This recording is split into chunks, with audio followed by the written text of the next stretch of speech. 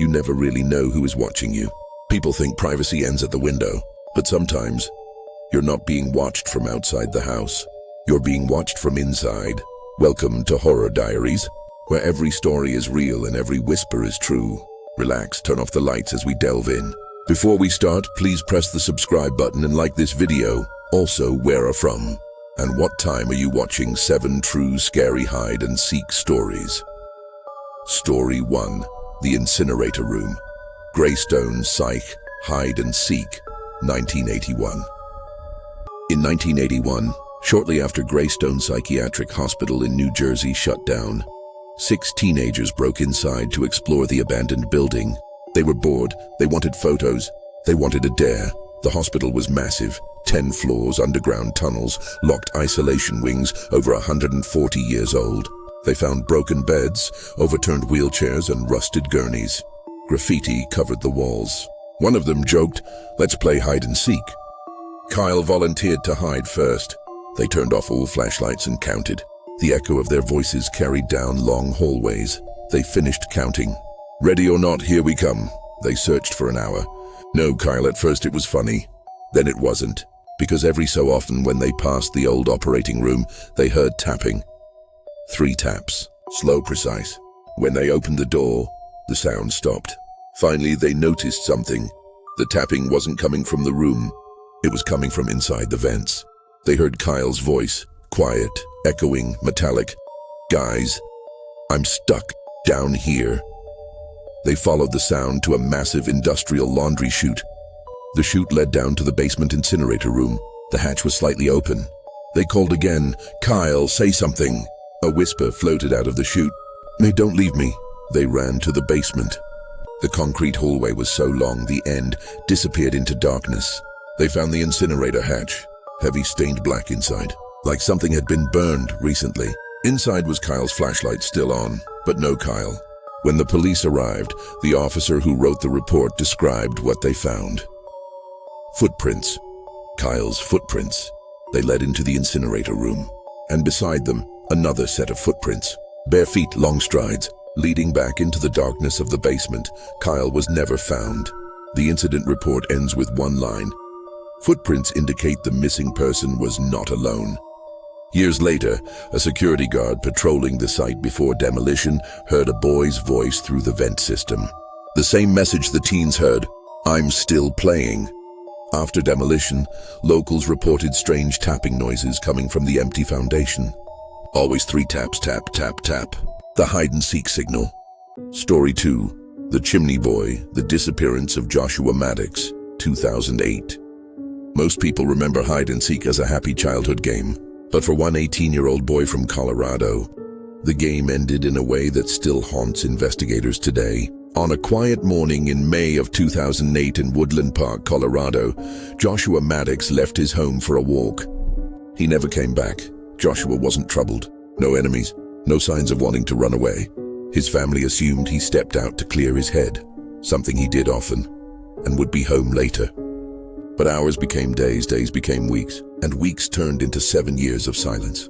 Joshua Maddox simply vanished from the earth. Years later, November 2015, a group of builders began demolishing an old, abandoned cabin deep in the woods of Woodland Park. The place had been empty for a decade. When they tore down one of the walls, they noticed something wrong with the chimney. The smell. They broke open the chimney from the inside, and that was when the first worker dropped his tool and staggered out of the house, pale and shaking. Inside the chimney was a human body, curled in a fetal position, head downward, feet upward, like someone had slid in from the top and gotten stuck. The remains were identified as Joshua Maddox. He had been found only because the cabin was being demolished. Investigators determined something disturbing. Joshua had entered the chimney from the top, not from inside the house. He wasn't pushed. No broken bones, no signs of assault. He had taken off his clothes before going in. His clothing was neatly stacked next to the fireplace inside the cabin. But here's the impossible part. The fireplace was blocked by a metal grate, solid bolted. He couldn't have climbed in from below. The only way was from the roof, head first. Then several theories came up. Theory 1, hide-and-seek locals told police that teens used the abandoned cabin to hang out. Some played hide and seek inside using crawl spaces, attic beams, and yes, the chimney as a hiding spot. But no one could explain why Joshua would go in head first. If he was hiding, why strip off his clothes? Why stack them neatly? Theory 2, escaping someone. Some investigators believe Joshua might have been running from someone. In panic, he tried to hide where nobody would look, the chimney. Except, once he went in head first, the chimney narrowed, trapping him at the chest. There were deep scratches inside the bricks where he tried to free himself. He died there, upside down, unable to breathe, slowly. Theory 3, somebody put him there. People still speculate. One man, known for violence, lived in that cabin for years. He was later arrested for kidnapping and murder in another case. When questioned about Joshua, he denied involvement. No evidence proved otherwise. For 7 years, Joshua's body was inside that chimney, just a few feet from where people walked by. He screamed until he couldn't scream anymore. Nobody heard him. Nobody found him. The coroner called his death unexplained, no evidence of foul play. But everyone who hears this story knows Joshua Maddox didn't get stuck in that chimney by accident. Sometimes, in hide and seek, you hide somewhere no one will ever find you. And sometimes, they don't. Story 3, The Girl in the Walls, the Ohio hide and seek case, 2005. When the Reeves family moved into their new house in Cleveland, Ohio, the real estate agent never gave them the full story. She didn't mention the previous owners left overnight. She didn't mention that the neighbors had filed noise complaints because they heard footsteps inside the walls. All she said was, "It's an older house. You'll hear sounds." The Reeves had 3 kids, and the youngest, Emily, age 9, was small, bright, and obsessed with hide and seek.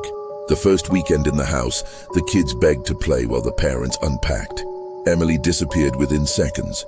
Her siblings checked obvious places: closets, underbeds, behind the shower curtain. Nothing. Her brother called out, "Okay, you win. Come out." Silence. After 15 minutes, concern kicked in. After 30, panic. Her mother started shouting, "Emily!" This isn't funny. Still nothing. Then they heard it. A knock. A hollow, dull tapping coming from inside the hallway wall. Tap, tap, tap, followed by Emily's voice, muffled and giggling. "You'll never find me." They ran to where the sound came from, but when they touched the wall, Emily's voice shifted behind them. Like she was moving. No running, no footsteps, just her voice traveling through the walls. That first day, they laughed it off. That night, things escalated. Around midnight, Emily's mom woke up to whispering through the vent beside her bed. Not words, just whispering. She went to check on the kids. Both older children were asleep. Emily's bed was empty. Her mother tore through the house and found Emily crawling out of an air vent in the laundry room floor. Her pajamas were covered in dust. Her mother demanded, "How did you get in there?" Emily shrugged. "The girl showed me." Her mother froze. "What girl?" Emily smiled, proud of her great hiding spot. "The girl in the walls." The next morning, the family searched the walls for any entrance or hole big enough for a child. Nothing. Not even a loose panel. But every night, Emily disappeared, always into the walls, always with that whispering vent noise. On the 3rd night, the parents called the fire department. They searched the house using a thermal camera that detects body heat. The whole house lit up normal shades, except for one spot in the hallway wall. A cold spot, a void.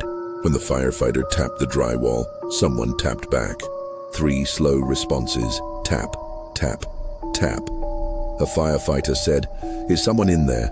Emily's voice replied, "Come find me." They cut the wall open. No Emily, just a rag doll sitting upright in the darkness of the cavity. A doll no one in the family recognized. Police were called. A full missing child search began. Emily was gone for 4 days. On day 4, around 3 a.m., her brother woke up. He heard whispering from the vent beside his bed. Same whispering as before, but then clear words. "You're getting warmer." Officers tore open more walls. In one cavity, they found small objects. A button, a broken bracelet, a child's sock, and what looked like an old lunchbox with dried crumbs inside. Like someone had been living in there. That afternoon, Emily was found in the basement, standing motionless, facing the wall, straight posture. Eyes wide open, her mother ran to her crying, "Are you hurt?" "What happened?" Emily slowly, calmly turned her head. "I win." When asked where she had been, she said, "The girl showed me how to hide." The Reeves moved out within the week. The new owners sealed every wall cavity, but neighbors still report hearing tapping at night. And sometimes, a little girl's voice whispering through the vents, "Come find me." Story 4. The Freezer Factory. Hide-and-seek death. The case of Larry Murillo, 2019. Supermarkets are bright, clean, safe, right? Not the one in Council Bluffs, Iowa. For nearly 10 years, employees whispered about strange sounds in the storage area. Banging footsteps above the freezers. One worker claimed he heard a man whisper his name while he was stocking the back room. But nobody believed him, not until 2019. It started with a young man named Larry Ely Murillo, 25 years old. Larry worked at a supermarket. He was quiet, well-liked, and known for being playful. Maybe too playful. One night, during a family argument, Larry stormed out of the house in the middle of a storm. He ran, without a jacket, without his phone. His parents called police and reported him missing, but no trace was found. For years, rumors circled he left town. He joined the military. He just wanted to disappear. But the truth was darker than anything anyone imagined. 10 years later, the supermarket shut down permanently. Workers came to dismantle the shelving, the walk-in freezers, the storage racks. And while moving equipment, someone heard a sickening thud from behind the freezer wall. They pried off the metal panel. There, wedged between the back of the freezer and the wall, was a mummified human body. Advanced decomposition, clothes still intact. He was buried in dust and insulation like time had forgotten him. Dental records confirmed it. It was Larry. What really happened? Investigators determined that Larry had climbed on top of the industrial freezers. Employees sometimes sat up there during breaks. Some said a few workers hid up there during hide and seek, or when they didn't want to be found by supervisors. Larry, possibly hiding or cooling off after the argument, slipped, fell into the tight gap, and became trapped. The freezers were extremely loud, drowning out sound. No one could hear him scream. He died inches away from co-workers, while they walked below unaware. For nearly 10 years, employees reported loud banging from the freezer wall, footsteps above the storage racks, the sound of a man calling out. Everyone laughed it off, even joked the store's haunted, but it wasn't a ghost. It was a man trapped, calling out for help for 9 years. The horror you can't shake imagine. You hide. As a joke, as a moment to yourself, you slip, your arms get pinned. You try to scream, the freezer drones so loudly no one hears. The store goes on, life goes on, and you stay there, waiting to be found, but nobody ever does. Story 5, The Air Duct. The disappearance of Gabe Morales, 2005. You never forget the sound of someone calling your name from inside the walls. June 2005. The Morales family had just moved into a new house in Tucson, Arizona. Fresh paint, new furniture. Still smelled like sawdust and packing tape. Gabriel, or Gabe, as everyone called him, was 10 years old. Bright adventurous, always exploring, always climbing, always squeezing into places adults would never consider. The new house was a playground. On moving day, Gabe discovered something strange behind a closet shelf. A small metal panel, bolted and just big enough for a child to crawl through. Behind it, a dark shaft, the air duct system. Gabe smiled. To him, it wasn't a duct. It was the ultimate hiding spot. June 25th, a Saturday. The house echoed with kids laughing. Gabe's cousins were visiting, and to burn energy after pizza, they started a game of indoor hide and seek. His older cousin counted loudly. 1, 2, 3. Gabe ran. He passed the laundry room, the attic ladder, the garage. Then he remembered the panel behind the closet shelf. He slid a chair over, climbed and pried the panel away with both hands. Cool air hit his face. He crawled in and pulled the panel closed behind him. Inside, dust floated through his flashlight beam. He grinned, "No one will ever find me." And that sentence was the beginning of the horror. 10 minutes passed, 20, an hour. At first, the cousins joked, "Gabe wins." "Yeah, where is he?" Then the house fell silent. Not the good kind of silence, the bad kind. His father checked the backyard. His mother walked the neighborhood calling, "Gabriel, time to come out." Nothing. They searched closets, attic, garage, underbeds. Nothing. Midnight. Gabe's mother dialed 911 with shaking hands. My son is missing. Police arrived within minutes. Officers searched every room. The neighborhood was canvassed. Officers knocked on doors. Dogs were brought in. Inside the house, one of the officers froze. He turned to the parent. "Do you hear that?" Everyone went quiet. From somewhere, deep inside the walls, came a faint sound. Tap, tap, tap. Not random, not mechanical. It was a pattern. Someone tapping for help. The officer pressed his ear to the wall. The tapping intensified, frantic now. Tap, tap, tap, tap, tap. They followed the sound. Down the hallway into Gabe's bedroom. To the closet. The officer removed the shelf.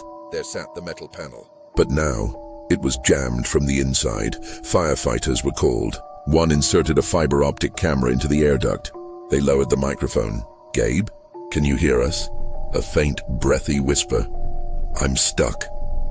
Everyone froze. His voice echoed in the ductwork like a trapped animal. He was alive, but barely. The problem was the duct system wasn't horizontal, like in movies. It was vertical, long, narrow, and metal. When Gabe crawled in and shifted his weight to look downward, he slipped. The thinner part of the duct acted like a funnel, tightening around his chest and rib cage. He was pinned upright. He couldn't breathe deeply. He couldn't expand his lungs. He was suffocating slowly. Firefighters removed wall panels. They cut through drywall. The sound of saw blades echoed like panic. The duct was narrowed to 7 inches at the point where Gabe was trapped. A 10-year-old boy in with his arms pinned above his head, crying, whispering, "Please hurry." They cut from the other side. Hot sparks fell around him. Gabe tried to cough but couldn't. "It's okay," the firefighter told him. "We're going to get you out." No room to pass him water or a proper air mask on him. All they could do was cut faster. After 3 hours, they cut through the last metal layer. A firefighter reached in with both hands. "We've got him, and pull!" But Gabe's body didn't move. The duct had constricted around his chest. Like a fist, another cut, another. A firefighter yelled, "Come on, come on!" With one final cut, they pulled. Gabe's body slid free, limp, unresponsive. They laid him on the carpet, dust covering his face. The paramedic checked his pulse, then shook her head. "He's gone." Gabe had died from positional asphyxiation. In other words, he suffocated while upright, inside the walls, calling for help. The duct panel was sealed permanently. Neighbors said that after the family moved out, children walking by claimed to hear tapping from inside the walls. Contractors who renovated the house years later said they heard faint knocking from the duct system. One left mid-job, refusing to return.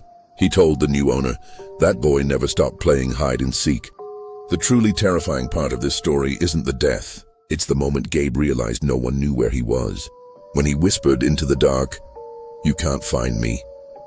And he was right. Story 6. The Boy in the Walls. The Daniel LaPlante Home Invasion, 1986. On a cold November night in 1986, in the small town of Townsend, Massachusetts, the Andrews family was trying to move on from tragedy.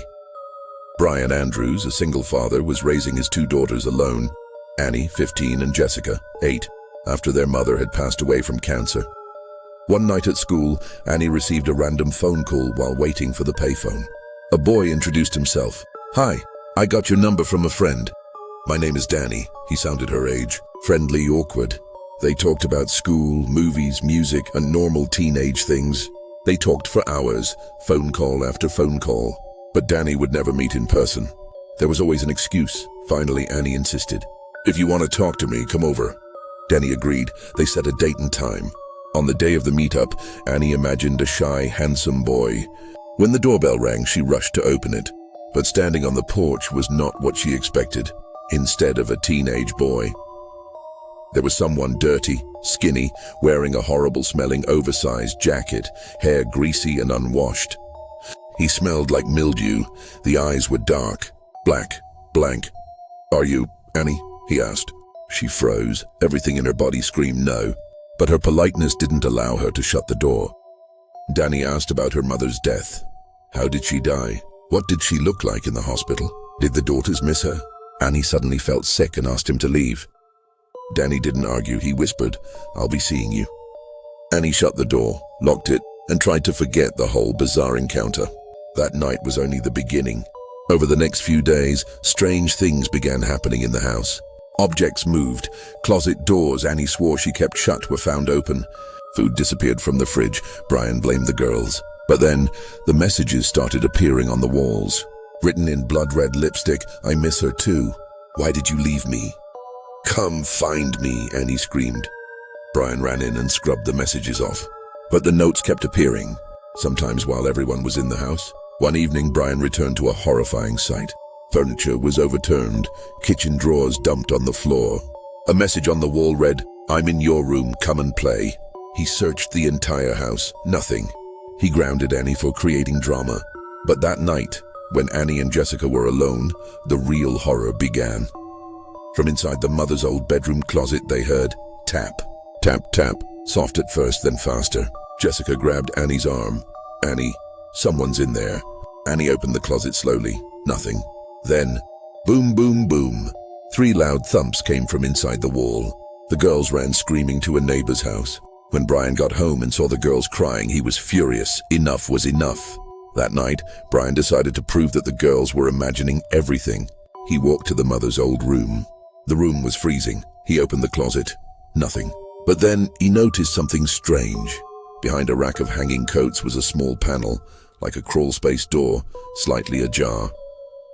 He pulled it open. A thin figure was crouched inside the dark cavity of the wall, holding a hatchet. He turned his head slowly. It was Danny LaPlante, a 16-year-old kid from town, the same boy who'd called pretending to be another teenager. He had been living inside the Andrews walls, watching them, listening to them. He knew the layout better than the family did. The messages on the walls weren't written when they were away. They were written while the family was home. Danny lunged. Brian slammed the closet door and held it shut while screaming for the girls. They escaped to a neighbor's house and called police. When they arrived, the house was silent. Danny was gone. But inside the walls and crawl spaces, police found food wrappers, clothing holes drilled into the walls where he could watch the family. He had carved peepholes that faced Annie's bedroom mirror. He watched her change clothes. He watched them sleep. He watched them grieve. The phone calls? He had been calling from inside the house. A year later, Danny escalated. He broke into another home, took a family hostage, and committed an unthinkable crime. He was eventually caught and sentenced to multiple life terms. He never showed remorse. He admitted that the Andrews house was practice for something worse. He chose the Andrews family because grief made them vulnerable. The Andrews moved out immediately, but one detail still haunts the case.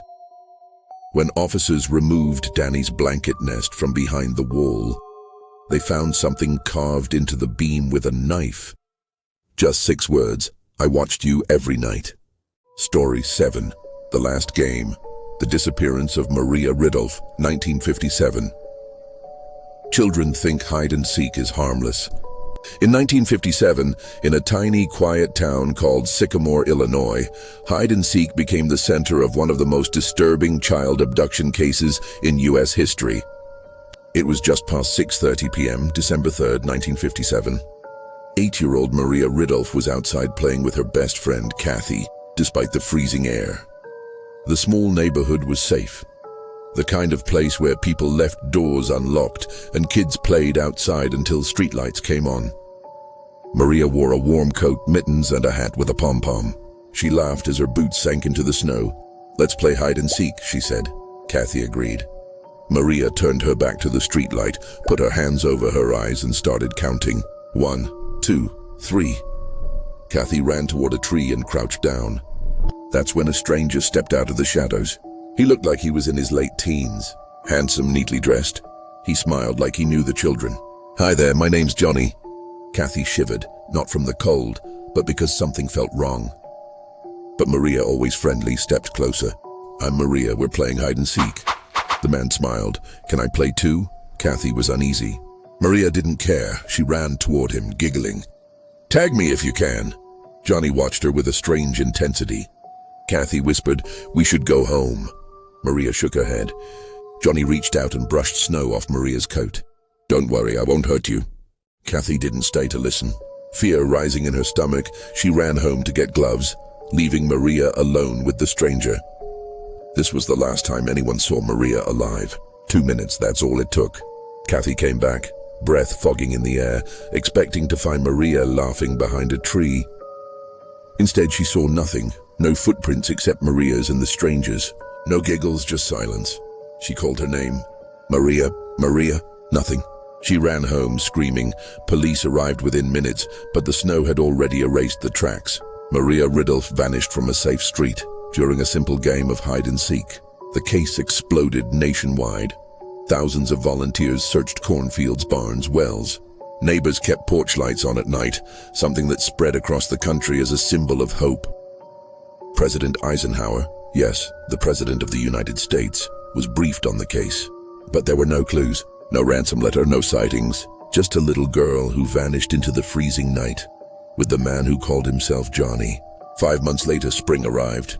A farmer walking through a remote wooded area 100 miles away noticed something half buried under leaves and rotting branches.